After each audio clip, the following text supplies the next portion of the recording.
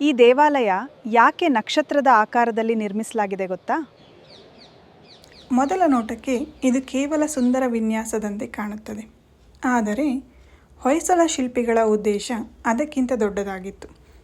ನಕ್ಷತ್ರ ಆಕಾರದ ಈ ವೇದಿಕೆ ದೇವಾಲಯಕ್ಕೆ ಹೆಚ್ಚು ಕೋನಗಳು ಮತ್ತು ಮೇಲ್ಮೈಗಳನ್ನು ನೀಡಿತು. ಅದರಿಂದ ಸಾವಿರಾರು ಅದ್ಭುತ ಕೆತ್ತನೆಗಳನ್ನು ಸೃಷ್ಟಿಸಲು ಸಾಧ್ಯವಾಯಿತು. ಇದಕ್ಕಾಗಿಯೇ ಬೇಲೂರಿನ ಚನ್ನಕೇಶವ ದೇವಾಲಯವನ್ನು ನೋಡಿದಾಗ ಪ್ರತಿಯೊಂದು ಹೆಜ್ಜೆಯಲ್ಲೂ ಹೊಸ ಕಲಾಕೃತಿ ಕಾಣಿಸುತ್ತದೆ. 900 ವರ್ಷಗಳ ನಂತರವೂ ಈ ಅದ್ಭುತ ವಿನ್ಯಾಸ ಜಗತ್ತನ್ನು ಆಶ್ಚರ್ಯಗೊಳಿಸುತ್ತಿದೆ. ಆದರೆ ಹೊಯ್ಸಳರು ಕೇವಲ ಒಂದು ದೇವಾಲಯವನ್ನು ನಿರ್ಮಿಸಲಿಲ್ಲ, ಅವರು ಒಂದು ಸಂದೇಶವನ್ನು ಕೊಟ್ಟರು. ಹಿಂದೂ ತತ್ವಶಾಸ್ತ್ರದ ಪ್ರಕಾರ ದೈವತ್ವವು ಒಂದು ದಿಕ್ಕಿನಲ್ಲಿ ಮಾತ್ರ ಇರುವುದಿಲ್ಲ, ಅದು ಎಲ್ಲ ದಿಕ್ಕುಗಳಲ್ಲೂ ವ್ಯಾಪಿಸಿದೆ.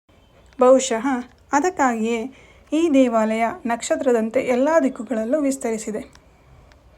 ಇದು ಕೇವಲ ಒಂದು ದೇವಾಲಯವಲ್ಲ, ಇದು ಕಲೆ, ವಿಜ್ಞಾನ ಮತ್ತು ಆಧ್ಯಾತ್ಮಿಕತೆಯ ಅದ್ಭುತ ಸಂಗಮ.